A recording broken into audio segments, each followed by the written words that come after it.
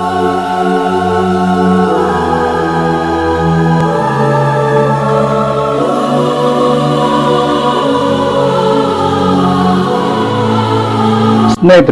ಎಲ್ರಿಗೂ ನಮಸ್ಕಾರ. ತಮಿಳುನಾಡಲ್ಲಿ ಈಗ ದಳಪತಿ ವಿಜಯ್ ಅವರದ್ದೇ ಹವಾ. ಎಲ್ಲ ಕಡೆ ಸಖತ್ ಸೌಂಡ್. ತಮಿಳಿಗ ವೆಟ್ರಿ ಕಾಳಗಂ ಅಂದ್ರೆ ಟಿವಿಕೆ ಪಕ್ಷದ ಲೀಡರ್ ಆಗಿ ವಿಜಯ್ ಅವರು ಇತಿಹಾಸ ಕ್ರಿಯೇಟ್ ಮಾಡಿದ್ದಾರೆ. ಮುಖ್ಯಮಂತ್ರಿಯಾಗಿ ಪ್ರಮಾಣ ವಚನ ಸ್ವೀಕರಿಸಿದ ಕೆಲವೇ ಗಂಟೆಗಳಲ್ಲಿ ಒಂದು ಮ್ಯಾಸಿವ್ ಡಿಸಿಷನ್ ತಗೊಂಡಿದ್ದಾರೆ. ಅದೇನಪ್ಪಾ ಅಂದ್ರೆ ರಾಜ್ಯದಲ್ಲಿರೋ ಸುಮಾರು 717 ವೈನ್ ಶಾಪ್ ಗಳನ್ನ ಕಂಪ್ಲೀಟ್ ಆಗಿ ಕ್ಲೋಸ್ ಮಾಡೋದು. ಇದು ಬರೀ ಆರ್ಡರ್ ಅಷ್ಟೇ ಅಲ್ಲ, ಜನರ ಮೇಲೆ ಅವರಿಗೆ ಇರೋ ಕೇರ್ ತೋರಿಸೋ ದೊಡ್ಡ ಹೆಜ್ಜೆ.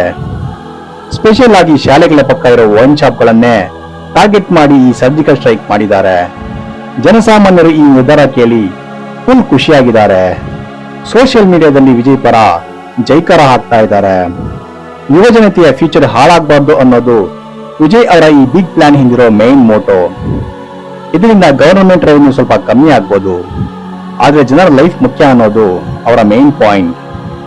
ಈ ಅಪ್ಡೇಟ್ ಕೇಳಿದ್ರೆ ನಿಮಗೂ ಕೂಡ ಇದು ಒಂದು ಗ್ರೇಟ್ ಸ್ಟೆಪ್ ಅಂತ ಅನ್ಸೋದು ಗ್ಯಾರಂಟಿ.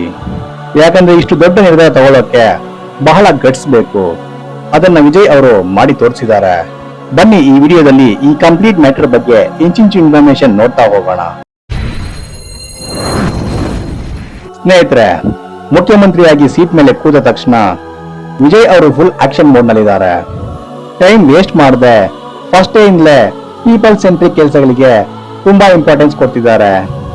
ಈಗ ತಮಿಳುನಾಡು ಗವರ್ನಮೆಂಟ್ ಅಂಡರ್ ನಲ್ಲಿರೋ ಟಾಸ್ಮ್ಯಾಕ್ ಮದ್ಯದ ಅಂಗಡಿಗಳ ಮೇಲೆ ಅವರ ಕಣ್ಣು ಬಿದ್ದಿದೆ. ರಾಜ್ಯದಲ್ಲಿ ಟೋಟಲ್ 4765 ಲಿಕ್ಕರ್ ಶಾಪ್ಗಳಿವೆ.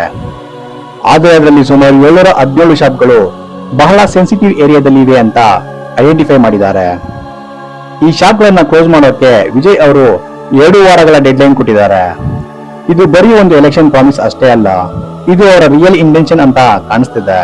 ಸಾರ್ವಜನಿಕ ಆಶೋತ್ತರಗಳಿಗೆ ತಕ್ಕಂತೆ ನಡೆದುಕೊಳ್ಳೋದು ಒಬ್ಬ ಲೀಡರ್ನ ಬಿಗ್ಗೆಸ್ಟ್ ಕ್ವಾಲಿಟಿ ಅಲ್ವಾ? ಈ ಆರ್ಡರ್ ಕಾಪಿ ಈಗ ಎಲ್ಲ ಕಡೆ ವೈರಲ್ ಆಗ್ತಿದೆ. ಟಿವಿ ನ್ಯೂಸ್ ಚಾನೆಲ್ಗಳಲ್ಲಿ ಇದೇ ದೊಡ್ಡ ಬ್ರೇಕಿಂಗ್ ನ್ಯೂಸ್.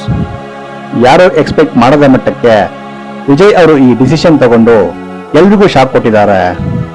ಅದರಲ್ಲೂ ಈ ಪ್ರಕ್ರಿಯೆ ಬಹಳ ಟ್ರಾನ್ಸ್ಪರೆಂಟ್ ಆಗಿ ನಡೆಸಬೇಕು ಅಂತ ಅವರು ಅಫಿಷಿಯಲ್ಸ್ಗೆ ವಾರ್ನಿಂಗ್ ಕೂಡ ಕೊಟ್ಟಿದ್ದಾರೆ. ಈ ಡೆವಲಪ್ಮೆಂಟ್ ನೋಡಿದ್ರೆ ವಿಜಯ್ ಅವರು ರೋಲಿಂಗ್ ನಲ್ಲಿ ತುಂಬಾ ಸ್ಟ್ರಿಕ್ಟ್ ಇದ್ದಾರೆ ಅಂತ ಕನ್ಫರ್ಮ್ ಆಯ್ತು.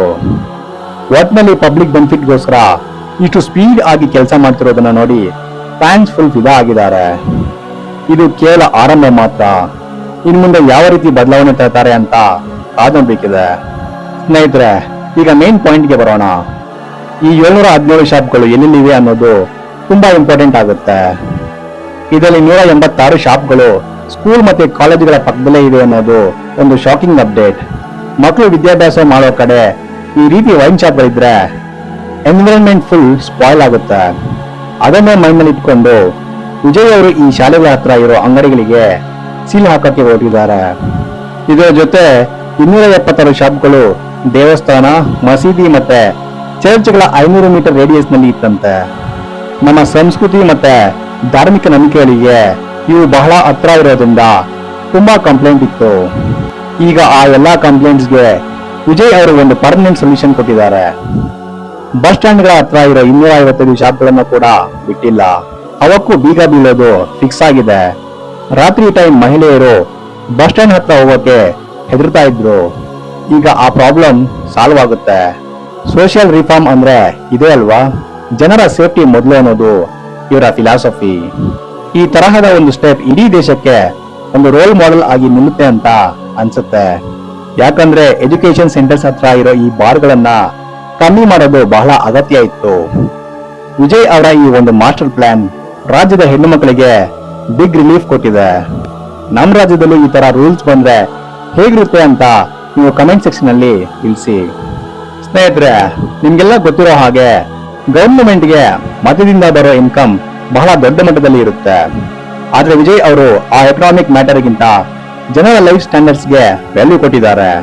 ತಮಿಳುನಾಡು ಸ್ಟೇಟ್ ಬಜೆಟ್ ನಲ್ಲಿ ಎಕ್ಸೈಸ್ ಡ್ಯೂಟಿ ಅಂದ್ರೆ ಹಣದ ರಾಶಿ ಬರೋ ದೊಡ್ಡ ಸೋರ್ಸ್. ಗವರ್ನಮೆಂಟ್ ಲೆಕ್ಕಾಚಾರದ ಪ್ರಕಾರ 717 ಮದ್ಯದ ಅಂಗಡಿಗಳನ್ನ ಕ್ಲೋಸ್ ಮಾಡೋದ್ರಿಂದ ರಾಜ್ಯದ ರೆವೆನ್ಯೂಗೆ ಸುಮಾರು 1500 ರಿಂದ 2000 ಕೋಟಿ ರೂಪಾಯಿಗಳಷ್ಟು ಲಾಸ್ ಆಗ್ಬೋದು. ತಮಿಳುನಾಡಿನ ಟಾಸ್ಮ್ಯಾಕ್ ಸಂಸ್ಥೆಯು ಪ್ರತಿ ವರ್ಷ ಸುಮಾರು 45,000 ಕೋಟಿ ರೂಪಾಯಿಗಳಿಂದ ಹೆಚ್ಚು ಆದಾಯವನ್ನ ಸರ್ಕಾರಕ್ಕೆ ತಂದುಕೊಡ್ತಾ ಇತ್ತು.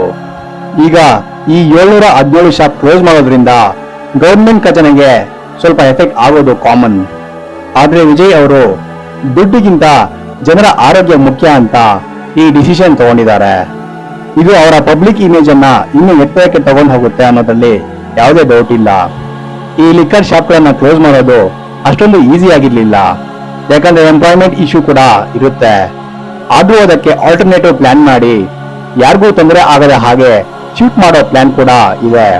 ಮುಖ್ಯವಾಗಿ ಎಜುಕೇಶನಲ್ ಸಂಸ್ಥೆಗಳ ಮುಂದೆ ಈ ತರಹದ ಕೆಲಸಗಳಿಗೆ ಫುಲ್ ಸ್ಟಾಪ್ ಬೀಳುತ್ತೆ. ಸಮಾಜಕ್ಕೆ ಒಳ್ಳೆ ಮೆಸೇಜ್ ಕೊಡೋಕೆ ಇದಕ್ಕಿಂತ ಒಳ್ಳೆ ಡಿಸಿಷನ್ ಇನ್ನೊಂದಿರಲ್ಲ. ವಿಜಯ್ ಅವರ ಈ ಧೈರ್ಯವನ್ನು ನೋಡಿ ಇಡೀ ಸೌತ್ ಇಂಡಿಯಾ ಈಗ ಅವ್ರ ಕಡೆ ತಿರುಗಿ ನೋಡ್ತಾ ಇದೆ. ಸ್ನೇಹಿತರೆ, ಈ 717 ಶಾಪ್ಗಳ ಕ್ಲೋಸಿಂಗ್ ಕೇವಲ ಒಂದು ಸಣ್ಣ ಟ್ರೈಲರ್ ಮಾತ್ರ. ಬರೋ ದಿನಗಳಲ್ಲಿ ಇನ್ನೂ ಹೆಚ್ಚಿನ ಮದ್ಯದ ಅಂಗಡಿಗಳ ಮೇಲೆ ನಿರ್ಬಂಧ ಹೇರೋ ಚಾನ್ಸಸ್ ತುಂಬಾ ಇದೆ. ಡ್ರಗ್ಸ್ ವಿರುದ್ಧ ಹೋರಾಟ ಮಾಡೋಕೆ ಸಪರೇಟ್ ಆಂಟಿ ಡ್ರಗ್ ಯೂನಿಟ್ ಕೂಡ ಎಸ್ಟಾಬ್ಲಿಷ್ ಮಾಡ್ತಾ ಇದ್ದಾರೆ.